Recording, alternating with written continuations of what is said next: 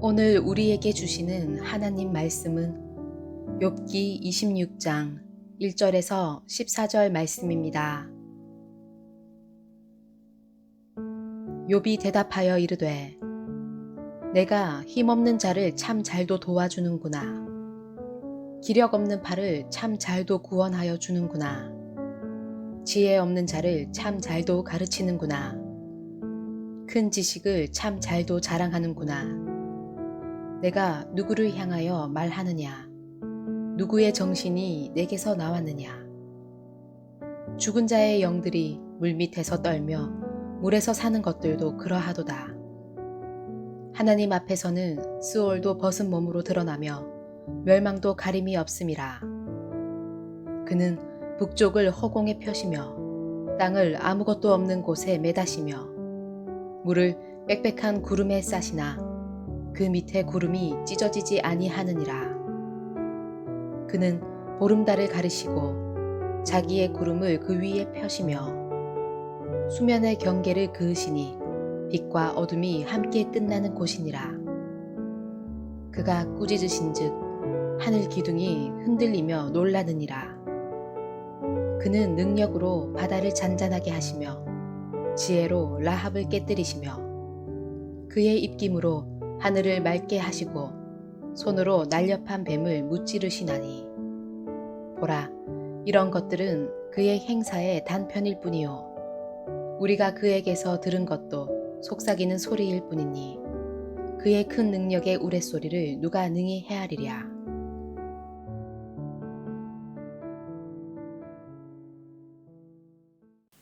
(26장에서) 욥의 9번째 연설이 시작되고 있습니다.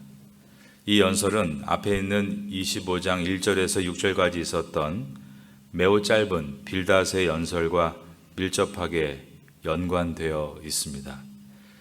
빌닷의 연설은 6절밖에 되지 않기 때문에 한번 읽어보겠습니다.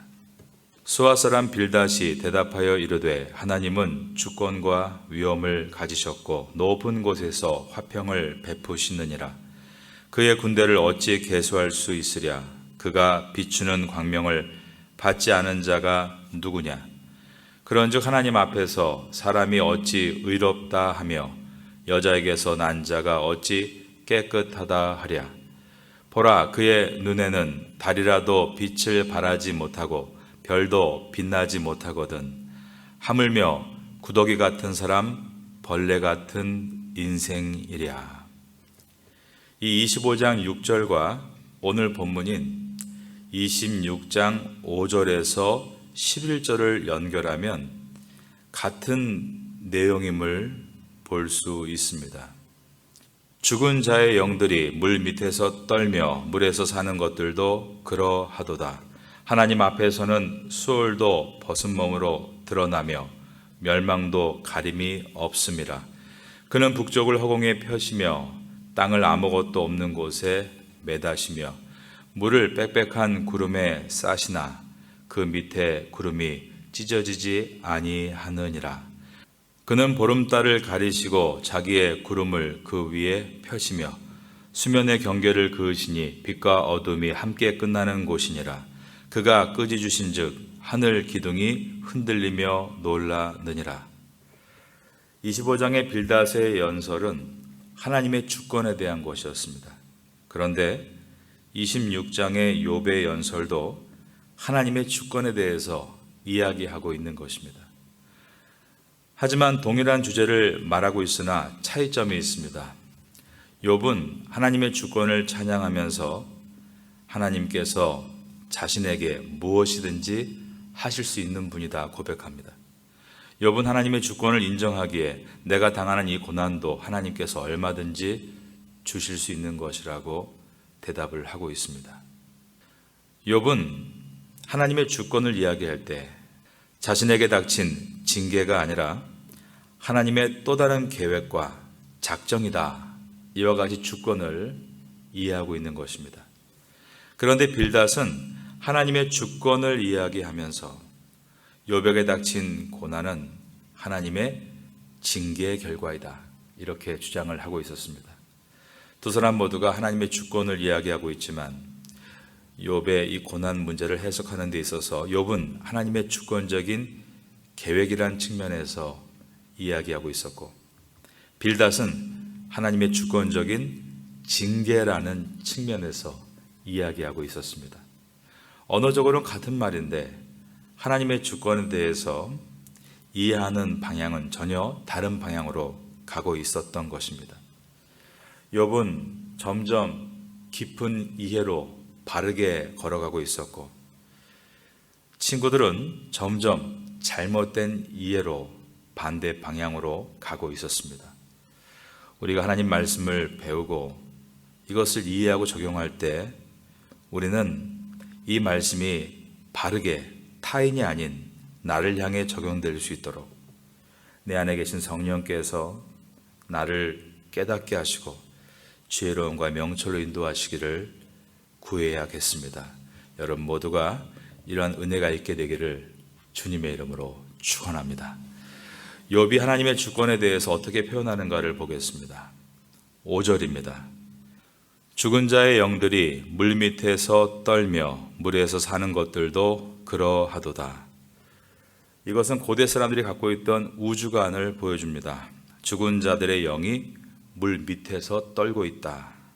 고대 사람들은 죽은 자들은 물밑보다 깊은 지강 밑으로 떨어진다고 생각했습니다.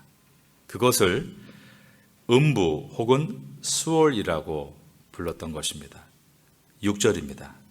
하나님 앞에서는 수월도 벗은 몸으로 드러나며 멸망도 가림이 없음이라. 수월, 즉 음부는 죽은 자들이 머무는 지하 세계를 표현한 것입니다. 그리고 7절에는 땅이라는 표현이 있고 또 허공이라는 표현이 있습니다. 그는 북쪽을 허공에 펴시며 땅을 아무것도 없는 곳에 매다시며 지하인 음부에서 그 다음에는 땅 위 그리고 저 허공인 하늘까지 욥은 하나님의 주권을 이야기하면서 하나님의 손길이 뻗치지 않는 것은 어느 것도 없다라고 말하는 것이었습니다. 이 말은 하나님은 모든 우주를 다 아시고 다스리신다라는 고백입니다. 하나님께서는 하늘을 다스리시고 땅을 다스리시고 그러나 지하의 음부 즉 수월은 예외로 두시는 것이 아니라 그것에서도 주인이시라고 고백을 하고 있는 것입니다. 하나님의 주권은 여기는 통하고 저기는 안 통한다는 것이 아니라 모든 만물이 하나님의 주권 아래에 있다라고 말하는 것이었습니다. 하나님은 이곳에서는 역사하시는데 저곳에서는 역사하시지 않는다가 아니라 우주의 모든 곳에서 역사하시는 분이라고 말한 것입니다. 우리도 우리의 모든 삶 가운데 그 모든 것을 주관하시는 분은 우리 주님이신 줄로 믿습니다. 욥은 하나님께서 다스리지 않으시는 것은 그 어느 것도 없다라고 고백하는데 학문적인 말로 무소부재라는 하나님의 속성입니다. 우리의 심령도 우리의 세포 하나하나에도 하나님의 주권 밖에 있는 것은 아무것도 없습니다. 이처럼 모든 공간이 하나님의 주권 안에 있고 그리고 또한 모든 시간이 하나님의 주권 안에 있습니다. 인간은 과거와 현재와 미래로 시간을 구분합니다. 그것은 시간 안에 살기 때문입니다. 그러나 하나님은 시간을 창조하심으로 그 시간도 하나님의 주권 안에 있습니다. 성경은 하나님을 가리켜서 아브라함의 하나님, 이삭의 하나님, 야곱의 하나님이라고 소개합니다.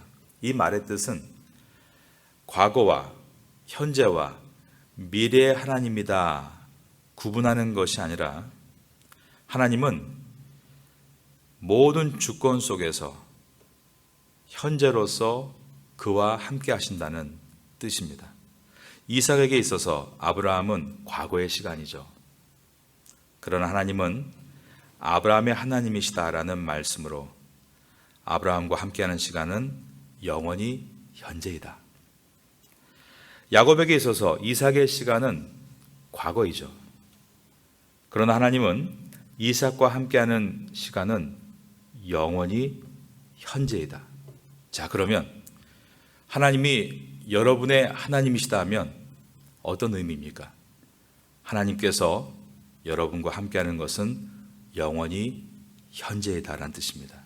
바로 이것이 영생에 대한 이해입니다. 하나님과 나와의 시간이 영원히 현재인 것이 영생입니다. 우리가 이 세상이 아닌 저 세상에 가야만 영생이 시작이 되고 천국이 시작되는 것이 아니라 지금 이곳에서 하나님과 내가 아버지와 자녀의 관계로 시간을 보내고 있다면 이미 하나님과 나와의 시간은 영원한 현재가 되는 것이고 바로 이곳이 천국입니다. 그러므로 예수님께서는 주기도문에서 하나님의 나라가 임하시오며 현재로 말씀하신 것은 바로 지금 내가 주님과 함께할 때 천국이기 때문입니다. 하나님과 함께하는 모습이 영원히 현재가 될 수 있다면 우리는 천국에 있습니다. 그러나 만약에 반대로 하나님과 그와의 시간이 과거가 되었다면 어떨까요? 하나님과 단절된 것이죠. 우린 그것을 영생이 아닌 영벌이라고 부르는 것입니다. 창세기부터 요한계시록까지 그리고 창조로부터 새 창조까지 모든 시간은 하나님의 주권 속에 있습니다. 성도는 이것을 깨달아 가는 사람입니다. 하나님의 주권을 깨달을 때 이 땅에서 어떻게 될까요? 담대해지겠죠. 여러분 모두가 하나님과 함께하는 현재의 시간을 통해서 담대하게 살아갈 수 있게 되기를 주님의 이름으로 축원합니다. 14절은 하나님의 주권을 이렇게 설명합니다. 보라, 이런 것들은 그의 행사의 단편일 뿐이요. 우리가 하나님의 주권에 대해서 보고 깨달은 것은 아주 단편적인 시작일 뿐이다라고 한 것입니다. 우리가 그에게서 들은 것도 속삭이는 소리일 뿐이니 우리가 하나님의 주권에 대해서 말씀을 듣고 깨닫고 있는 것도 속삭이는 소리를 듣듯 아주 작은 부분만을 듣고 있는 것이다 라고 고백한 것입니다. 이 말은 하나님의 주권을 우리가 다 측량할 수 없다라는 뜻입니다. 욥은 14절 하반부에 보면 그의 큰 능력의 우레소리를 누가 능히 헤아리랴 라고 했습니다. 우리가 이 땅에 알고 있는 하나님의 주권이란 이토록 매우 기초적인 단편일 뿐이고 작은 소리일 뿐이라는 것을 우리가 알아야 한다는 것입니다. 그러므로 우리는 겸손해야 한다. 이것이 욥의 주장입니다.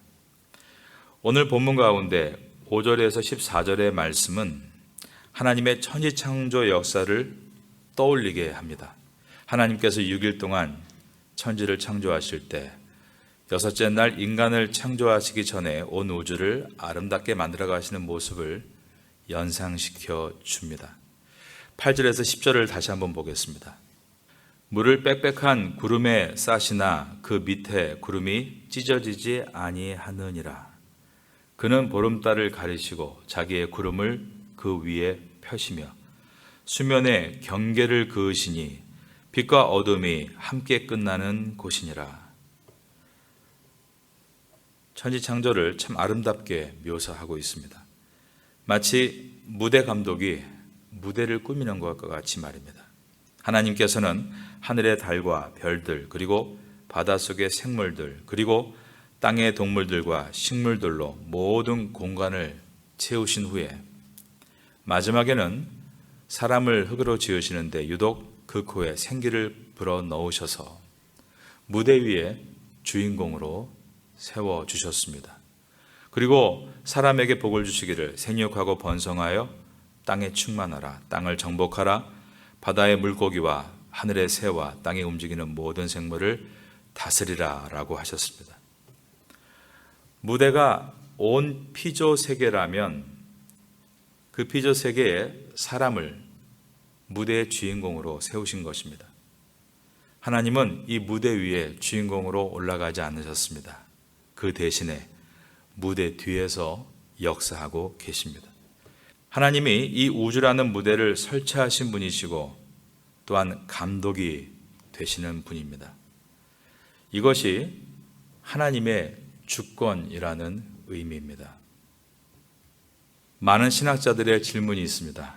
우리가 하나님의 주권을 인정한다면 인간의 책임과 하나님의 주권은 어떻게 조화를 이룰 수 있는가입니다. 이 부분은 쉬운 일이 아닙니다. 하나님의 절대적인 주권을 강하게 인정하게 되면 마치 인간은 로봇과 같이 생각이 될 때가 있기 때문입니다. 저녁에 잠자기 전에 저희 딸 은혜가 항상 피노키오 그 오디오 동화 같은 거 이렇게 틀어주면 한참 따라하다가 잠이 듭니다. 피노키오를 제페토 할아버지가 만들었습니다. 피노키오는 처음에 나무 인형으로 머리와 양팔과 그리고 양다리에 줄을 매달아서 조종하는 꼭두각시 인형이었습니다. 그런데 제페토 할아버지가 이 꼭두각시 인형에게 이름을 지어주고 사랑과 애정을 쏟자 줄이 없어지고 피노키오가 자기 의지로 몸을 움직이고 그리고 거짓말을 좋아해서 코가 길어지기도 하고 악단들의 꾀임에 빠져서 즐거움의 섬이라는 곳으로 끌려가게 됩니다. 그런데 제페토 할아버지가 위협을 무릅쓰고 우여곡절 끝에 피노키오를 구해내어 집으로 돌아옵니다. 그러자 피노키오가 나중에 진짜 심장이 뛰는 살아있는 아들이 되는 이야기입니다.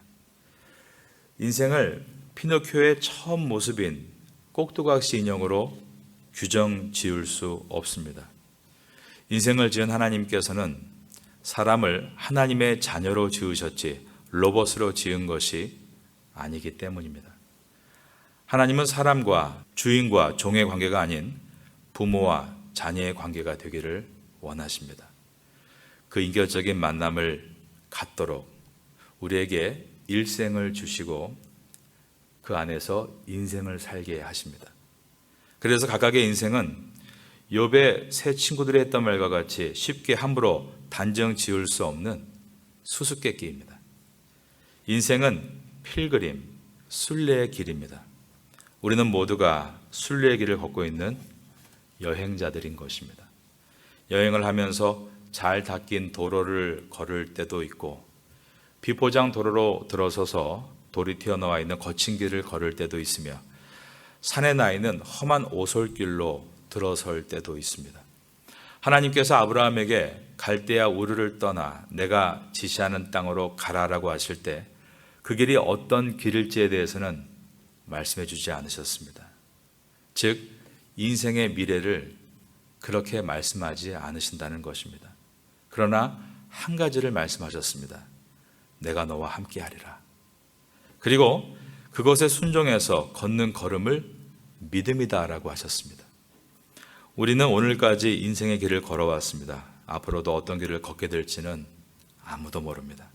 그렇지만 우리는 성도로서 하나님께서 나와 함께 하시겠다는 약속을 붙잡고 살아가는 것입니다. 중요한 것은 우리에게 놓여진 그 길에서 우리는 한 걸음 한 걸음을 매일매일 책임 있게 살아내는 데 있습니다. 바로 이것이 믿음이기 때문입니다. 그리고 그렇게 믿음의 길을 한 걸음 한 걸음 걸어갈 때 하나님과 인격적인 관계가 더 깨달아지고 더 깊어지는 것입니다. 14절을 다시 한번 봅니다. 보라, 이런 것들은 그의 행사의 단편일 뿐이요 우리가 그에게서 들은 것도 속삭이는 소리일 뿐이니 그의 큰 능력의 우레소리를 누가 능히 헤아리랴. 인생을 차근차근 걸어가면서 우리가 지금은 하나님의 주권도 하나님의 깊은 사랑도 이렇게 조금밖에 알지 못하지만 점점 그 깊이를 더해가는 것이 우리의 발걸음이 되는 것입니다. 어떤 때에는 벼랑 끝에 놓이는 시험이 올 때가 있습니다.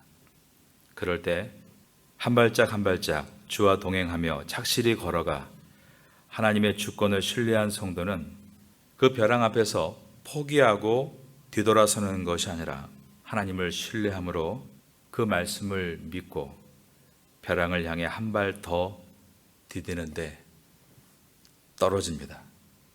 그런데 그 떨어짐을 통해서 자신의 몸에 날개가 있다는 것을 알게 되고 독수리 날개에 올라간 같이 하늘을 비상하는 새로운 은혜와 믿음을 경험하게 되는 것입니다. 욥의 고백과 같이 우리가 알고 있는 하나님의 주권은 아주 미미하고 작은 것임을 고백하고 그의 큰 능력의 우레소리를 누가 능히 측량할 것인가 라고 말했던 욥과 같이 우리도 우리에게 닥치는 많은 문제들과 고통들과 질병들 가운데서 쉽게 단정짓지 말고 우리는 실수하고 실패할 때가 있지만 결코 실수가 없으신 하나님의 주권이 오늘도 나를 두르고 계시다는 것을 믿고 담대하게 주어진 하루를 한 걸음 한 걸음 착실하게 걸어갈 수 있는 우리가 될 수 있기를 예수님의 이름으로 축원합니다.